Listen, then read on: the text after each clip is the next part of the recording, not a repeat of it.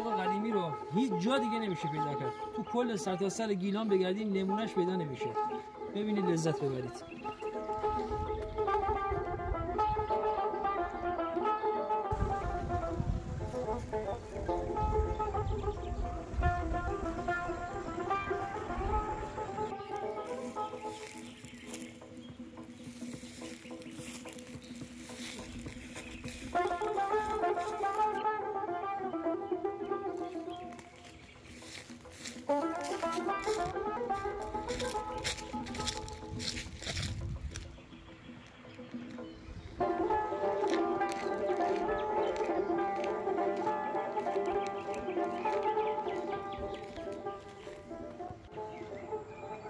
اینجا ما 10,000 متر زمین داریم با یه بنای قابل سکونت قدیمی نوستالژی.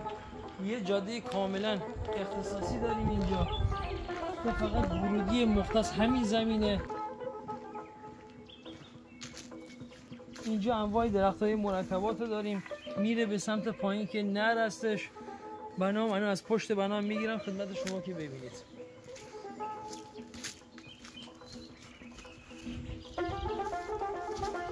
محوطه پشت این ویلا واقعا که این چیزی من تا حالا ندیدم تو این چند سال کارم. نمونه است، یه چیز فوق العاده زیبا. اینجا قابلیت ساخت چند ویلا هم داره. حدود 2000 متر از زمین داخل بافته. بنام که اینجا هستش بنا قابل سکونت، مناسب پروژه گردشگری مجتمعی بومگردی هم هستش.